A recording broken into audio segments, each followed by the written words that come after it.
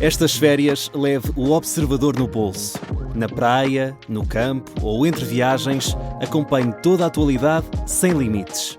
Assine com 40€ de desconto e habilite-se a ganhar uma estadia de 2 noites num dos hotéis boutique da Small Portuguese Hotels. Este verão, desligue da rotina, não da informação. Assine em observador.pt. A humanidade não se confrontou com os perigos que a tecnologia, e em particular a inteligência artificial Agora, e digital, estão a colocar. Veio o tecnofascismo, que é uma coisa que te assusta? Sem dúvida. Não me assusta porque eu não tenho medo nenhum. É mesmo? Não tenho medo nenhum. Mesmo sabendo que vai ser uma sociedade super vigiada, super controlada? Não vai, porque o ser humano vai ter que dar uma resposta e a única resposta é a liberdade. E nós vamos ter que mesmo enfrentar os chamados mamutos digitais, como dizia o professor Vitorino Magalhães Godinho, e há aqui uma operação fundamental, que essa vai ser de facto muito complicada. Nós vamos ter que todos dizer não às redes sociais.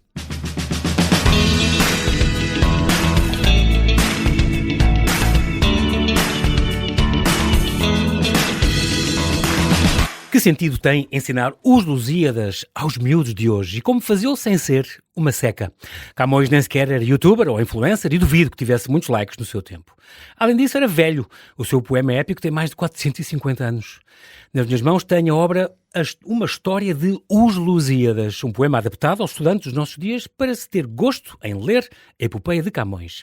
É uma versão da nossa mais famosa epopeia, pensada e contada aos jovens de hoje, onde até Vasco da Gama nos interpela diretamente. O autor, António Carlos Cortês, celebra 25 anos de uma carreira na poesia, no ensaio, na crítica literária e no ensino de português e de literatura. Pós-graduado em estudos camonianos, doutorado em ciências de literatura e investigador do Centro de Estudos Humanísticos da Universidade do Minho, tem sido uma voz crítica ao atual estado da educação e da literacia. Vamos conhecer melhor um ativista e académico que acredita que um país faz-se com livros e com cultura, não com futebol e ecrãs. Olá, António, e bem-ajas de ter aceitado este meu convite. Bem-vindo à Rádio Observador. Paulo, aliás, já tens passado por cá. Já tenho passado cá. Muito bem. O teu nome é Cortés, este Cortés é espanhol, isto é que é do avô, do bisavô? Sim, tem uma ascendência espanhola, creio que de Sevilha. Não tens um quinto avô que é Hernán Cortés, que não dizimou era, os astecas. Não era o sanguinário Cortés. Mas o teu apelido é o que torna assertivo, espabilado e desassombrado como tu és? Bem, eu acho que, desassombrado, eu sê-lo-ei. Não sei se por ter essa ascendência espanhola, mas porque me parece que há valores e há uma forma de estar portuguesa que é preciso combater, que é uma forma apagada, esta apagada e vil tristeza, sim, que também não se combate com a palhaçada cotidiana que vemos hoje, com os programas televisivos de toda a gente...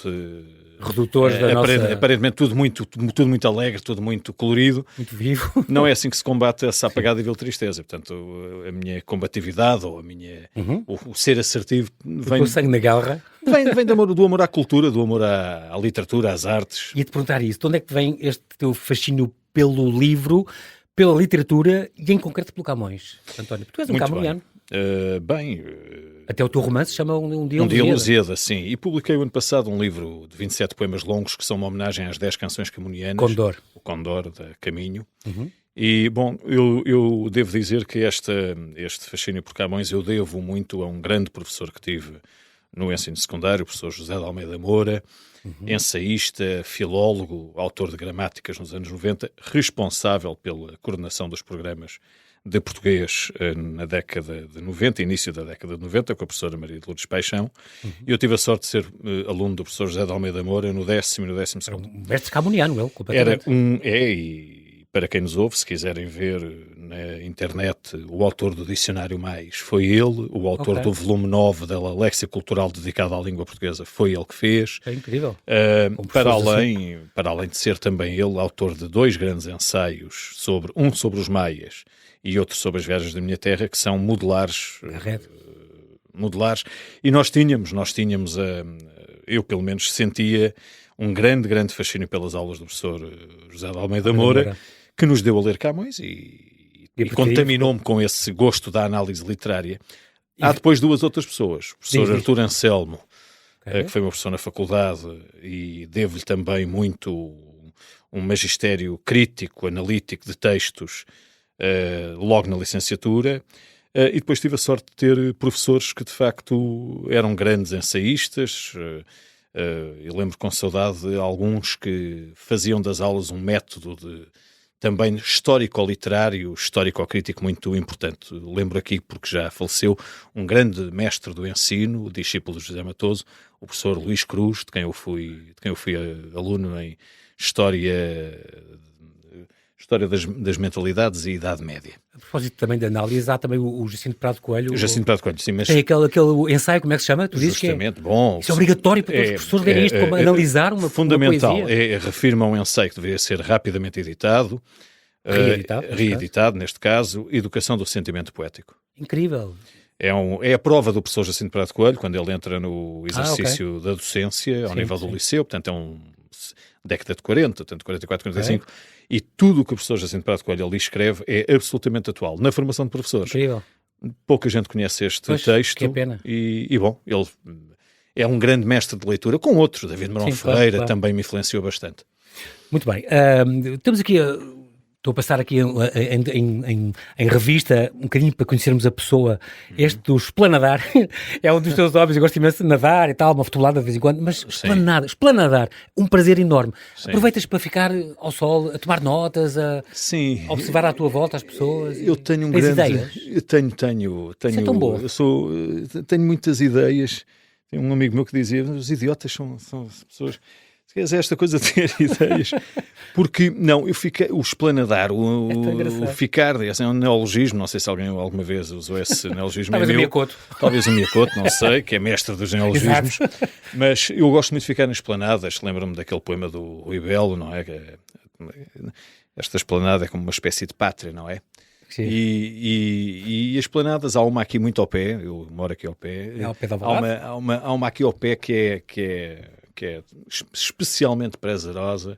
E que vais dizer e revelar? Não vou, porque vou manter a minha privacidade, não quero.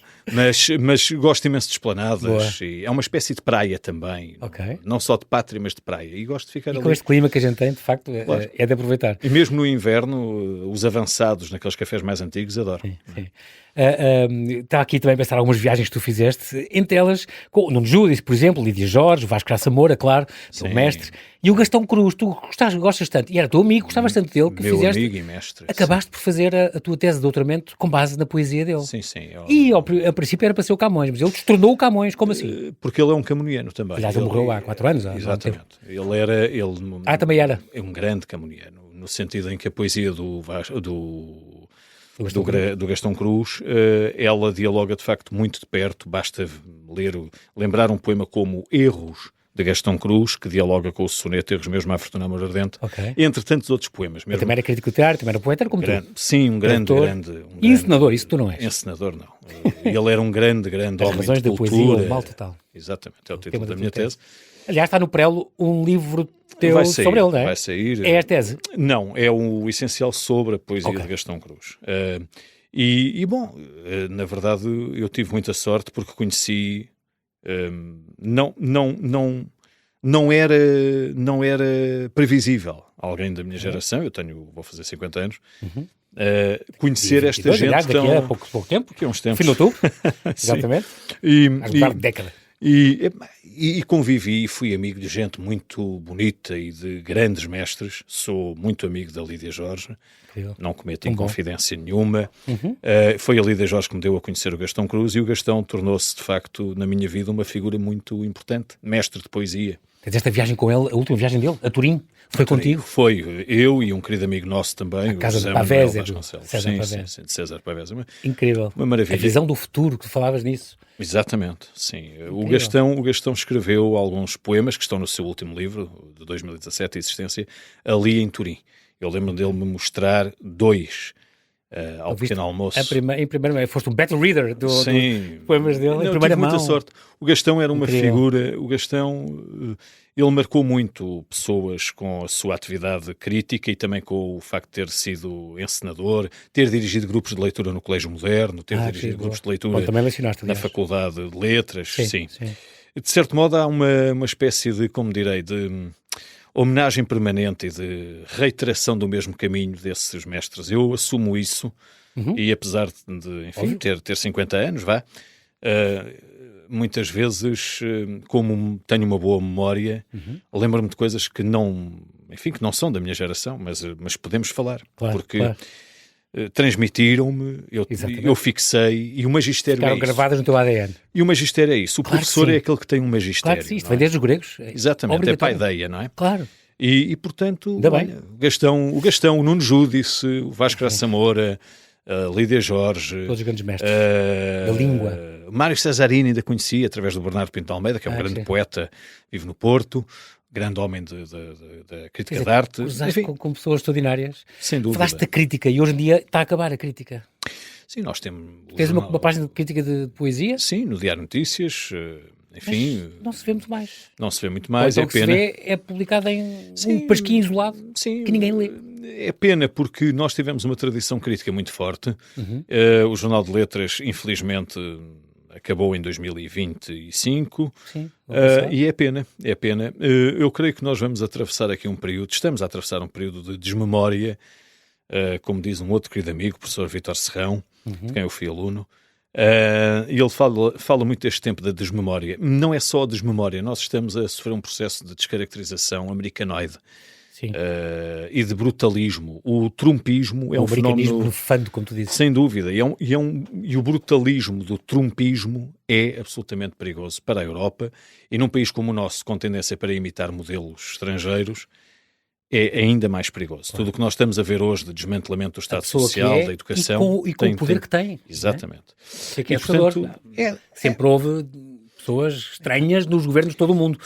Mas não com esta força e este poder capaz de mandar no mundo e afeta-nos o bolso de todos. Justamente, e o bolso e a alma, quer dizer, eu acho que nós estamos de facto num período extremamente perigoso, porque é preciso...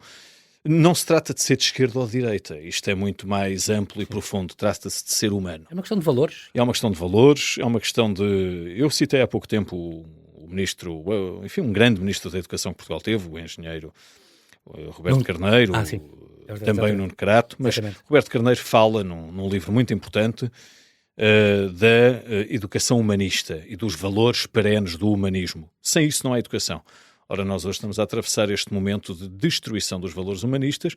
A digitalização nesse aspecto é, quanto a mim, um perigo enorme, e daí também a razão deste livro, Uma História dos Lusíadas, insistir no regresso ao livro e no regresso a Camões, não é?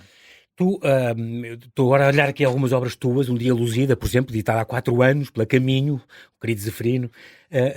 Um romance, nunca pensaste escrever ficção, mas pronto, a questão da guerra colonial aqui foi deposta, e então inventaste este Elias Moura, que participou nesta operação do Caúza da Real, que foi um desastre.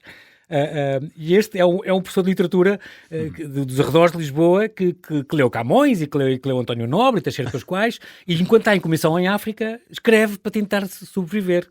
Um livro muito curioso. E quando regressa vem louco, não é? Porque ele vai ser professor em escolas de subúrbio, e o Elias Moura é um tipo que, enfim, ele acredita na literatura, um anti-herói completamente. Mas é um anti-herói absoluto. Ele mata o psicanalista dele, o Bernardo Vítor, porque o Bernardo Vítor diz uma frase, não é? E o Elias Moura, quando o convida ao Bernardo Vítor para irem jantar ao Grande Elias, que é um restaurante que já não existe, na Elias Garcia, Elias Moura, que só lê Elias Canetti, e que tem como herói obsessivo, a partir de 86 em diante, quando vê o Platoon, ele fica fascinado com a figura do Elias, é aquele que morre, o do Willem Dafoe, que faz de Elias, né? E portanto, há aqui uma série de ressonâncias. Ele também é Elias, porque o pai dele, o Mário Moura, era um tipo católico obsessivo, um fanático. Elias, aqui. Exatamente. Ora, este Elias vai matar o psicanalista. O Dia Lusíada é um puzzle, não é? Vai matar o psicanalista porque promete, se este tipo, à hora de jantar, me disser: meu caro Elias, você tem um problema. Ou vive em intensidade ou vive em profundidade. Se ele me disser isto, eu juro que o despacho. E como ele foi. Assim foi. O resto é os leitores irem à procura disso. Exato. Depois que veste o livro de contos, cheios de cenas portuguesas, contos, que é uma coisa que não vendem em Portugal. Nós não temos muito... Anglo-saxónico vende muito. É verdade. Não. Eu adoro contos, mas... Epá, aquele período certo para a pessoa dar num consultório, numa coisa, numa espera. Sim, mas eu não me queixo desse. O Zeferino apostou nesses contos, os contos correram bem, poderiam ter sido mais divulgados. Eu, se calhar, ainda faço mais um lançamento, enfim. Mas com estes, ou tens novos? Tenho uns novos, mas eu gostava muito gosto de contos. Eu tenho uns pena, 7 todos os editores contos. dizem, não vendo, não... Pois, mas eu acho que o Cenas Portuguesas está lá, contos como o Senhor Rato, o Dona Preciosa. O ex-pido, o taxista, o rato, gay no armário. Exatamente, é terrível, não é? Há coisas Mas portuguesas é muito ali, não é? também. E são satíricos, não é? Sim. Portanto, acho que ali estão mesmo cenas Pequenos portuguesas. poderes e os fascismos e estas hipocrisias. É muito curioso quando trazes isto. Depois tens o Condor, não é? Já saiu o ano passado, este teu, comemorar os teus 25 anos de poesia. Estes 27 poemas longos, esta homenagem aos 10 cantos dos Lusíadas.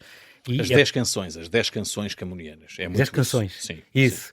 É suposto sermos um país de poetas, mas as livrarias de poesia fecham? Bem, é mais quando te dizem isso, o que é que tu respondes? Mais ou menos. Mas há uns podcasts boas, há umas pessoas engraçadas a fazer sessões de leitura. Há sim, e é bom que se faça. Já tive aqui o Zé Anjos, há pessoas que vêm cá falando e dá cursos sobre isto. Sim, eu dou muitos cursos sobre como ler poesia. Porque a grande dificuldade está aí. Como interpretar texto poético, como analisar o que é que são formas regulares, o que é que são formas irregulares, o que é que foram as vanguardas, o que é o classicismo em arte. A poesia em prosa, como tu dizes, que adoro fazer isso, e tu dizes, eu escrevo isso e gosto imenso. Sim. O poema em prosa, que é um poema é uma forma da tradição moderna, não é? Achas que as pessoas aderiam mais se soubessem mais? Eu acho que sim. Eu acho que falta uma Conhecendo, só se ama o que se conhece, não é? Só se ama o que se conhece. E eu acho que, enfim, quando um professor, por exemplo, de português ou de literatura tem a responsabilidade de formar, seja no secundário, seja no terceiro ciclo ou mesmo na universidade, leitores, é muito importante que tenha uma forte bagagem teórica, leia, por exemplo, tenha lido, por exemplo, a fundação do poema em prosa, e o que é que significa o Gaspard de Loigny do Aloysius Bertrand, o Rimbaud e as Iluminações, os Petit Poèmes en prosa do Baudelaire.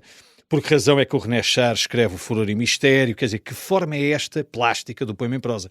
Sim. E eu julgo que, eu até vou confidenciar aqui uma coisa, João Paulo, eu espero, alimento, tenho a esperança de que um dia me digam assim, António Carlos, quero fazer connosco um programa de como ler poesia, analisar poesia, uma coisa de 15 minutos onde nós pudéssemos ter um poema e os telespectadores na viagem os telespectadores, exatamente. Os ouvintes de rádio. De carro, não, no carro. Vão no carro, deixa lá ver, hoje o poema ácidos e óxidos do Rui Belo. 10 minutos. Comentário, o que é que está em causa? Quais são as palavras nucleares? Como fazer?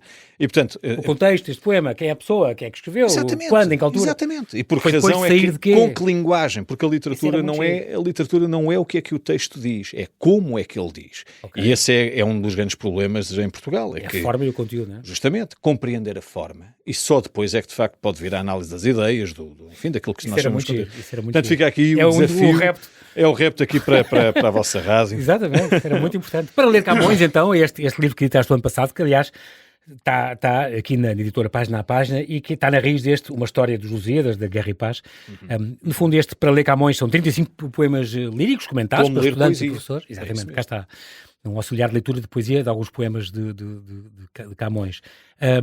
E explicas, por exemplo, porque é que o Camões, para falar de amor, recorre a estas antíteses, estes paradoxos, estes oxímoros, estas parábolas. É muito interessante. É um poeta da linguagem. É um poeta da linguagem. Não é? Esse poema, não é? Erros meus não foram, mas o amor é fogo e arte sem se ver, é ferida que dói, não se sente, é contentamento descontente. Por que razão é que Camões, perante o desconcerto do mundo, porque Camões é dos primeiros a pensar o amor como um mal. Lá me esconde amor, um mal que mata e não se vê. Que dias há que na alma me tem imposto ou não sei o quê, que vem não sei de onde, nasce não sei como, mas e dói não sei porquê. Era não, eu não estou a chamar a biografia. Eu estou a falar só da linguagem. Repara bem, lá me esconde amor, um mal que mata e não se vê, que dias há que na alma me tem imposto ou não sei como, que vem não sei de onde, nasce não sei como e dói não sei porquê. Este tipo de construção extremamente complexa, engenhosa, labiríntica, é isso que os leitores têm de saber compreender. Quanto a questões de biografia, não importa muito, nós sabemos pouco sobre o Zé Viegas e isto, quase nada, que teve uma tensa do rei e que foi ninguém. E portanto o que importa para fazermos leitores é comentar a linguagem, os portugueses aprenderem a pensar a linguagem, não é? E daí os paradoxos, as antíteses, o gosto de Camões por uma figura como o hipérbato, não é? Que é aquele modo de alterar as palavras no eixo da frase, não é? Sim, navegavam, pôr o sujeito depois da verbo. Já no alto oceano navegavam. Inversão, no fundo. Inversão das palavras não é na frase, é isso mesmo. E portanto, isso tudo é muito importante. Eu acho que enfim, as pessoas quando descobrem isso, gostam de ler. É isso. O conhecer é muito importante, o saber. Eu vou saltar o fim da educação. Vou já para a história de Lusíadas. Nós agora, aliás, temos que fazer aqui um brevíssimo intervalo. Vamos a isso, e já voltamos à conversa. fazemos. Até já. Até já.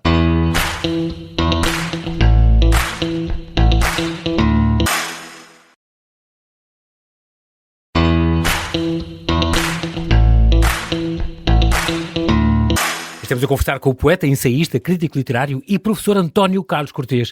Ele traz-nos uma história de Os Lusíadas, um poema adaptado aos estudantes dos nossos dias para se ter gosto em ler a epopeia de Camões. Uma versão da nossa mais famosa epopeia, pensada e contada aos jovens de hoje. É uma edição da Guerra e Paz, que foi lançado no dia de Camões, dia 10 de junho, ali na Feira do Livro, e depois 30 de junho teve uma sessão no âmbito cultural do El Corte Inglês. Lançado, digamos que em 1572, a data de publicação. Há este mito, uma vez entrevistei o Armando Saraiva já lá há 30 anos, em que me dizia isso, é treta que fala-se disso, que o próprio Camões terá lido ao Dom Sebastião. Ele disse, nunca, é mito, no Palácio da Vila, é mentira. Ele diz mal do Dom Sebastião, não queria. E tu fazes questão de dizer, não, atenção, vão ao canto sétimo, onde ele diz, e para quem é que eu não escrevo e quem é que eu não canto neste poema. Que é curioso, aqueles hipócritas e os com o poder que exploram o povo e que... A nova proposição, a proposição dos Lusíadas, a segunda, as estrofes 78 a 87 do canto sétimo, é o contrário da primeira. É dedicatória, não é? Quem é que eu não vou cantar? É incrível. Se fosse lido num determinado contexto, é assintoso. Não vai cantar aqueles que exploram o povo com mão rapaça e escassa. Incrível. Não vai cantar aqueles que taxam. Não vai cantar os hipócritas, não vai cantar os invejosos. No fundo, ele não vai cantar todo o conceito de regência do rei Dom Sebastião, que eram jovenzinhos, não é? Que eram jovenzinhos que aconselhavam o rei. Hoje também temos aí uns jovenzinhos a querer, enfim... Não é só os magas, mas... a querer ser mais papistas que o Papa. Agora estou-me a lembrar que o Armando Saraiva, que escreveu, aliás, esta Vida Ignorada de Camões, isto em 78, que também dizia nessa entrevista, depois entrevistei na Bertrand, 1 ou 2 anos antes de eu morrer, e ele dizia, outro mito que eu quero desfazer aqui, o João Paulo dizia, que é aquela coisa do Camões, no naufrágio, no Mekong, à vinda de Macau, aí da Pagoa, que salvou os Lusíadas, aquela ideia do homem com um manuscrito na mão e aquilo tudo a borrar, impossível. Quando ele diz salvou e o canto, é a voz, salvou a voz. Claro. Mas eu acho que aí o José Armando Saraiva... mais tarde deve ter lido... Não era historiador, eu gosto sempre de repor isto, ele era advogado. Claro. Mas é um divulgador extraordinário. Absolutamente, foi príncipe da comunicação. Completamente. Mas eu acho que ele aí deve ter lido mais tarde, em 94, as críticas do Vítor Gary Silva ao livro Vida Ignorada de Camões. Porque o Vítor Gary Silva desmonta um erro crasso nesse livro do José Armando Saraiva, que é querer transferir dados da biografia para o mundo literário, para o texto literário. Isso não se pode fazer. Não é? Tem que ser coisas completamente... Com certeza. O biografismo é muito perigoso na interpretação de um texto. Não é? Este livro é outra forma de ler a história. Este teu livro é outra forma de ler a história. A tua e a nossa história. Foi um desafio do Manuel Fonseca, já sei, grande editor. Querido amigo. E demorou esta coisa que conceberam os dois, teve 9 meses de estação. Sem dúvida, foi um filho extremamente... Exatamente. No fundo, é baseado neste para ler Camões, não é? Tu partiste dessa ideia. Vamos lá ver. O Para Ler Camões, o livro de ensaios, de comentário para ajudar crítico... alunos e professores a desmontar da editora Página a Página, é um livro de natureza diferente, porque temos sonetos e depois temos análise e comentário, e temos também ensaios sobre camonistas que pensaram Camões. E, portanto, é um livro de natureza ensaística para professores, para a formação de professores. Muito para a formação de professores e para os estudos camonianos, se quiserem adaptá-lo. Mas na sequência deste livro, que saiu primeiro do que Uma História dos Lusíadas, o jogo foi diferente. Eu mantive uma mesma ideia, tentar ser didático, tentar ser pedagógico. Mas o Para Ler Camões é um livro para professores e alunos olharem para os sonetos e, depois de ter o soneto transcrito, eles têm o comentário do soneto, não é? Análise e comentário. Tem umas primeiras páginas onde se diz o que é poesia, como pensar Camões, ler Camões, a problematização do humano, a questão da comunicação, a literária, o que é isso de compreender metáforas. Aqui, numa História dos Lusíadas, a ideia foi mesmo homenagear, até certo ponto, o próprio Vasco Graça Moura, que em 2012, na Gradiva, publicou os Lusíadas para gente nova. E eu... 2012, é verdade. Exatamente. Uma paráfrase, portanto, é uma coisa que ficam já os ouvintes a aprender. Paráfrases. Como há também do João de Barros ou do Adolfo Simões Müller. São uma reescrita com palavras justamente, como tu fizeste aqui. Exatamente. Foi isso que eu quis, com oitava rima, inventada por mim, seguindo, enfim, em 80% os Lusíadas, mas, por exemplo, nós não vamos encontrar aqui o Álvaro Velho, que foi quem fez o diário de bordo do Vasco da Gama. Eu não falo do Álvaro Velho. Omite o cronista? Omito propositadamente, porque para mim, quem vai no fundo fazer com que o Gama fale connosco em 2026 é o companheiro dele de viagem, o velho Fernão Veloso, que segundo a Fiamma Pais Brandão, nesse livro também devia ser publicado, o Labirinto Camoniano e outros labirintos, ela considera que o Fernão Veloso teria acompanhado o Vasco da Gama, e é ainda ele, o velho Fernão Veloso, quem vai iniciar o Camões, quando ele, Camões, em 1525, vai para o Oriente. E este Fernão Veloso é muito interessante, é uma figura esotérica muito interessante, ligada provavelmente ao criptojudaísmo. Outra abordagem possível muito importante neste livro. Bom, e está nas últimas páginas, eu deixo um convite para os professores explorarem algumas dimensões curiosas. Isto, exatamente. E, portanto, são 2 livros neste ano em que celebramos Camões, um ensaístico e outro de recriação literária. Após celebrar Camões, os Camões 500, celebra os 500 anos de nascimento, em 1524, fez um bom trabalho ou não? Com debates, eu acho que sim. Publicações, Camões, uma antologia do Frederico Lourenço, sem dúvida, não. Fica para a história, não é? Sem dúvida. Imensas coisas que biografias e livros... conversas, debates, programas. Com certeza, cursos. Eu gostava de... Com certeza, eu gostava de... Até ainda bem que, João Paulo, que me perguntas isso, ou que sugeres isso. Sim. Há pelo menos... Eu quero lembrar o Carlos Bobone e a biografia que ele escreveu. A Isabel Rio Novo fez também uma excelente biografia. Mas há depois, ao nível da organização de congressos, da organização de debates, 3 pessoas que eu julgo que merecem aqui um sublinhado. São elas a professora Rita Marnoto, o professor Vítor Serrão e o professor José Augusto Cardoso Bernardes. Eu falo destas 3 pessoas porque, com perspectivas diferentes, com uma inscrição diferente, todas elas contribuíram muito para os estudos camonianos este ano. Claro. Houve, inclusivamente, no Liceu Camões, um grande congresso sobre o ensino de Camões, o teu liceu. Sim, exatamente. Ou também deste aulas? Dou. Onde dás aulas? Literatura portuguesa e o meu pai também já tinha andado. Grande escola. Grande escola, sem dúvida. Com grande história também. Onde foram alunos de Jorge Seno, Nuno Judas, Cardoso Pires, eu tive aulas com Mário Dionísio, Virgílio Ferreira. Exatamente, é do meu tempo. É essa tradição que é preciso manter viva. É essa tradição que é preciso manter viva no ensino em Portugal. Os professores não podem ser meros tarefeiros do Estado e meros funcionários públicos que vão ali dar umas horinhas, sabe Deus, muitas vezes com que falta de leituras. Eu tenho lutado muito por isso, à luz dessa memória de grandes personalidades do nosso ensino, seja na universidade, seja no ensino secundário. Houve um tempo em que nós tivemos grandes professores liceais. Maria Ema Tarraxa Ferreira, ficaram para a história. O próprio David também foi, quer dizer... O António Gedeão. O António Gedeão, meu Deus, na Pedro Nunes. E, portanto, os professores de hoje têm de saber quem foram essas pessoas para poderem eles próprios dar magia às suas aulas. Claro que sim. Está a pensar agora que coisas que eu aprendi contigo e com este livro. Por exemplo, os Lusíadas, não sabia que era um neologismo do André de Rezende, por exemplo. Do humanista André de Rezende. Dos Sibaritas, a questão do título também, que tem a ver com estes adoradores da luz e do sol. Nem mais, os filhos da luz. É extraordinário. E daí a hipótese de uma leitura, como propõe o Jorge de Sena, de uma leitura esotérica. E a mensagem final dos Lusíadas... um dos desafios finais que tu mandas. Muito importante para o nosso tempo. Porquê é que os Lusíadas é uma obra fundamental, não diria só a nível português, mas se calhar europeu, se calhar mundial?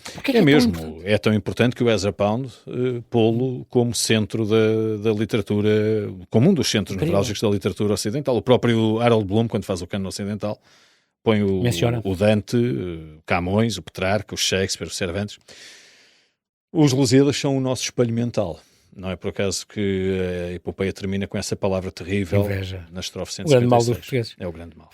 E nós temos de rapidamente combater isso. Isso foi escolhido? Achas que foi escolhida a partir Sem dúvida. Sem E quer dúvida. esta palavra ser a última? E na estrofe 156, as razões pelas A quais... última do 10º. Sim, isso tem uma razão, que eu não vou explicar aqui, mas tem uma razão... Esotérica, queres ver? Sim, sim. A sério? Porque é que são 156 estrofes, o canto mais longo, no 10º, no número 10. O resto também tem a ver com sefarditas e exatamente, Cabala. E por outro, exatamente. E cabala judaica mesmo. Mas coisas engraçadas que tu aqui desmontas e contas. Bem, não digo nada de extraordinário. Vão ler Mas o é Jorge de incrível. Sena, o António Cirurgião. O Adamastor, Adamus, conta-lhe esta história, o Adamastor. O Canto Quinto, justamente. Há uma descida aos infernos, ele é um monstro. E nós estamos a enfrentar, neste momento da nossa história coletiva... Outra nós estamos descida aos infernos. Sim, esta é muito perigosa. Nós estamos a assistir... Precisamos do Vasco da Gama, portanto. Não, nós precisamos que cada um descubra em si mesmo o seu Adamastor e o combata. Num será a vaidade, noutros será a sensualidade, noutros será a cobiça, noutros será a inveja, noutros ainda será a fama e o poder. Mas isto não houve sempre. Não digo com ecrãs, porque não, isso é agora. Mas não houve sempre isto ao longo da história. Mas essa é a questão. É que, sim, o ser Como é que a humano, humanidade foi o ser humano é assim, o ser humano é isto, não é? Desde os gregos, não é? Há quem diga que desde os gregos que as histórias estão contadas. Sem dúvida, sem dúvida. Mas nós não temos, antes deste período hipertecnológico, a humanidade não se confrontou com os perigos que a tecnologia, e em particular a inteligência artificial Agora, e digital, estão a colocar. Veio o tecnofascismo, que é uma coisa Sem que dúvida, te assusta? sem dúvida. Não me assusta porque eu não tenho medo nenhum. É mesmo? Não tenho medo nenhum. Mesmo sabendo que vai ser uma sociedade super vigiada, super controlada? Não vai, porque nós, o ser humano vai ter que dar uma resposta e a única resposta é a liberdade. E nós vamos ter que mesmo enfrentar os chamados mamutos digitais, como dizia o professor Vitorino Magalhães Godinho, e há aqui uma operação fundamental, que essa vai ser de facto muito complicada. Nós vamos ter que todos dizer não às redes sociais. Porque se nós dissermos não às redes sociais, e isto significa alterar completamente o modo de vida como estamos hoje a vivê-lo, passa a redundância, os grandes mamutos digitais, esses Elon Musk que detêm... Os oligarcas da informação. Eles caem. E essa é a grande luta. E é uma luta que exige uma grande alteração mental. Tem um grande poder. Quem és tu, uma formiga no meio da... Vamos ter... Bom, cada um manda na sua vida. Quer dizer, eu não tenho televisão. E, portanto, eu não tenho televisão. E o meu projeto é daqui a pouco tempo, deixar de ter redes sociais. Mas, muito bem, eu percebo isso. E a minha geração e é a tua... E estes miúdos que nascem com isso, nos dedos? Alguém tem de lhes dizer, se tivéssemos um Ministro da Educação responsável, coerente e humano, já há muito deveriam ter dito, portugueses, nós estamos com um grande problema, é um problema de visão de mundo, que se prende com a falta de leitura. Devagarinho, isso não se vai fazendo agora, por exemplo, com as escolas, proibiram os telemóveis. Nos países nórdicos proibiram os iPads e as coisas, voltaram ao livro. Mas eles vão à frente. A questão é que em Portugal, como dizia um amigo meu... As boas práticas imitam-se. Pois é, as boas práticas imitam-se, mas olha, esta digitalização dos exames é a prova provada de que nem sempre bastam os bons exemplos do norte da Europa. Quer dizer, nós imitamos sempre tudo o que vem de fora. Exato. Mas curiosamente, neste processo... Muito provincianismo. Muito provincianismo. Quando nós iniciámos a globalização, fomos nós que temos um bocado de culpa dos modelos espalharem-se. Paulo, mas tu conheces aquela, eu acho que era o Agostinho da Silva que dizia, não tenho a certeza, mas acho que era. Bom, a questão é que aqueles que foram no século XVI para fora eram os bons, eram os corajosos, eram os melhores. Aqui ficaram aqueles que têm medo, aqueles que têm inveja. Sim. Esse é o problema. Mas continua a acontecer isso um bocadinho. Os grandes cérebros vão lá para fora. E nós temos há aqui coisas muito pragmáticas. Eu escrevo literatura, poeta, essas coisas. Os poetas não estão no mundo da lua, bem pelo contrário, estamos no mundo, inscritos na linguagem. E há uma coisa muito importante, como muitas vezes não se espera nada, o realismo é ainda maior. Eu não espero praticamente nada. Não tenho expectativas em relação a este retângulo. Okay. Acredito na cultura, acredito no poder das artes, admiro muitos poetas que conheci, que estudo. Até de novas gerações. De novas gerações, que há. Poucos, porque há hoje uma inflação da poesia, que também não... Uma festivalização da cultura e da poesia, que também não tem nada a ver com... Banalização? Sim. Eu não embarco nesse futebol. Não é? Há muita gente aí a dizer poesia que depois nós percebemos que verdadeiramente não entendem nada de poesia. Falta-lhes o fundo. Sim, e levam 3.000 euros para ir a uma escola a dizer poesia, portanto são oportunistas da poesia. Agora, a verdade é esta, nós temos mesmo de combater a inveja e apreciar, e isso vai lá com educação, nós temos que ter currículos bem feitos, com o regresso de obras literárias exigentes e com exames que, de facto, preparem os estudantes para o ensino superior. E Camões não, é como tu dizes, comparem um exame, mas isto é o tema da educação, já percebi que vai ser outro programa, que nós temos a 2 minutos para acabar. Mas comparem um exame de 2024 de português com o exame de 94, há 30 anos. Ou de 84. As pessoas escreviam, tinham que escrever um ensaiozinho, tinham que escrever uma síntese. Hoje não tem, hoje é múltipla escolha. Exatamente. E portanto nós admiramos que os nossos filhos, a malta que tem 15 não sabem argumentar, 20, não podem. Não tem pensamento crítico. E a quem é que convém?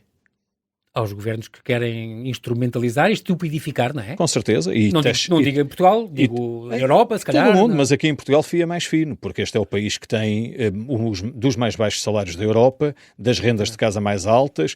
Quer dizer, aqui está tudo invertido. E é extraordinário como é que os professores, muitos deles, estão de acordo com esta digitalização das classificações. Há uma imagem de professores ali em Mem Martins, eu vou pedir desculpa a quem nos ouve, mas eu não posso dizer isto de outra maneira, de rap para o ar à procura dos exames, porque está tudo em envelopes e em caixas e uma confusão absoluta. Sim. Aquela imagem de um professor, de uma professora, neste caso, agachada à procura de exames, e é uma bela metáfora para o estado em que os políticos colocaram esta classe. Nós estamos de gatas, só falta mesmo é passarem por cima. Parece as coisas do Rafael Bernal Pinheiro. Pois é a porca da política, mas a verdade é esta. Nós temos mesmo de dizer que não, porque no limite o que está em causa é isto, João Paulo. Nós temos uma vida cotidiana em Portugal ainda sensivelmente pacífica. Mas nós estamos a caminhar a passos largos por causa da irresponsabilidade dos políticos e da falta de consciência e de leitura de muitos políticos, que querem, na verdade, esmagar com mão rapaça e escassa, como diz Camões, um povo que é um povo bom, abnegado e trabalhador, e que, apesar de tudo, apesar da grande alienação futebolística e televisiva, ainda assim é um povo que acredita que este país tem futuro. Ora, nós não podemos roubar essa hipótese aos nossos estudantes, aos nossos filhos, aos nossos adolescentes. Eu dou-te aqui um último exemplo. Diz. Quando eu trabalhei em bairros sociais nos anos 90, no bairro da Boa Vista, no bairro da Horta Nova, trabalhei com crianças que eram filhas de famílias extremamente convidas, muito toxicodependentes, coisas com problemas muito complicadas.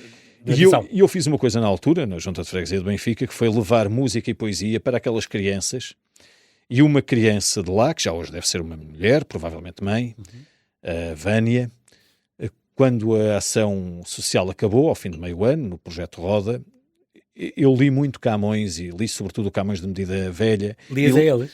Lia e levava músicas do Fausto e do Zeca Afonso e da Amália para eles ouvirem. Sim. E cantávamos juntos. Eles aprenderam a cantar. Crianças dos 6 aos 14.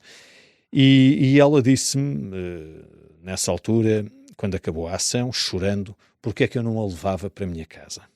Incrível. E eu perguntei-lhe, mas porquê? E entre outras coisas, para além da comida que ela não tinha, e nós monitores e coordenadores, levávamos. Pessoas em casa, e os pais, e não sei o quê. Ela disse, porque eu agora gosto muito de ouvir poesia.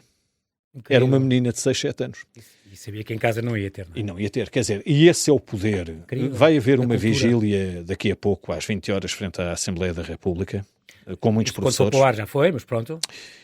Vai daqui a bocadinho, porque hoje debate-se o Estado da Nação. Exatamente. Eu acredito em Portugal, eu não sou, apesar do Velho do Restelo ser a figura mais importante dos Lusíadas, porque é um catálogo de saberes, é o catálogo da memória. É o homem da memória, exatamente. É aquele que avisa, é aquele a quem se pede conselho, e nós precisamos... Mas não é a ideia que a gente tem hoje. Nós é o Velho do Restelo, é o gajo que não quer fazer nada, não quer avançar. Não, é justamente o contrário. Dizes, o Velho do Restelo, vejam quem ele é. Pois bem, muitos velhos do Restelo estarão hoje frente à Assembleia da República, estaremos todos na companhia de Camões, dizendo a este país que é preciso lutar contra a apagada e vil tristeza. Foi uma ideia genial pôr o próprio Vasta Gama a falar com os leitores de hoje, isso é muito, muito bom. E estão todos convidados para a grande viagem. Mas o que é que torna Camões tão bom e tão atual nos dias de hoje, António? Isto para terminar. Sim, eu vou dizer. É ele ter dito... De facto, é atual. Lido aqui, é atual. Toca-nos. Sim, eu fico contente. Sei que és um leitor exigente e, portanto, fico contente que digas isso. Mas foi o que eu achei, quis falar contigo. É verdade. Camões é o nosso melhor intérprete. Ele não termina, por acaso, a epopeia com a palavra inveja, porque ele próprio sofreu na carne essa inveja, mas ele deu à língua portuguesa e à nossa literatura e à literatura ocidental, à literatura mundial no fundo, uma obra perene, uma obra que fica para sempre. Sim. Seja a obra épica, seja a obra lírica. Também é um excelente autor de teatro. Mas eu diria, para terminar, que Camões tem de ser, de facto, não pode jamais, como essa de Queiroz e os Maias, como outras obras, as viagens que deveriam voltar ao ensino, não pode nunca ser do Garrett. O Albert Garrett? Sim. Na minha terra, sim. Há obras que são mesmo fundadoras em que os autores apresentam teses sobre o que é Portugal.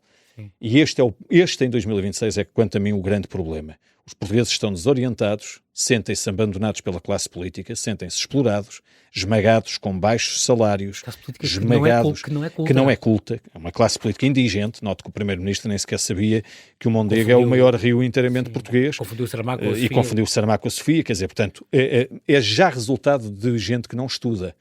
Não é? Porque muita cábula, muito carreirismo nas jotas. Rodeia-se de pessoas que... Mas não existe, mas não há. Mas em Camões, a questão fundamental para mim é esta, não pode ser outra coisa, quer dizer, quem diz erros meus, má fortuna, amor ardente, em minha perdição se conjuraram, os erros da fortuna se sobejaram, que para mim bastava amor somente. Meu Deus, se os nossos alunos hoje, olhando para esta língua esplendorosa da poesia de Camões, não gostam, então temos de fazer a pergunta, o que é que nós lhes estamos a roubar? É extraordinário porque fica aqui então esta dica, uma história dos Lusíadas, um poema adaptado aos estudantes dos nossos dias para se ter gosto em ler a epopeia de Camões, de António Carlos Cortês, onde se prova que de facto os Lusíadas não são só o que muita gente pensa, a glorificação dos nossos efeitos, dos nossos grandes feitos no Oriente. É uma epopeia negra, nada se fez sem derramamento de sangue, como aqui escreves, e temos aqui este autor a cantar estes heróis do passado, porque no tempo dele já não havia heróis e hoje para isso caminhamos também. Olha, é aquela música, não sei já qual era a banda que cantava, já não há heróis que consigam. É uma epopeia negra porque Camões é obrigado a fazer isso. Ele vai cantar os heróis que já não existem, no seu próprio tempo. Extraordinário. Fica aí esta dica e António, tu ficas já com o bilhete de volta porque temos de falar deste fim da educação, que é importante, fim no sentido de fim e fim no sentido de finalidade, que é muito importante este duplo sentido, e temos muito ainda a conversar. Façamos um programa sobre como ler poesia. E a questão de voltarem os clásicos como é que é em França, como é que eles fazem em Inglaterra e em França, esses modelos, essas boas práticas que nós vimos aqui replicar, se calhar. Acho que sim. Vamos a isso. Um grande abraço. Um grande abraço, João Paulo. Obrigado. Muito obrigado.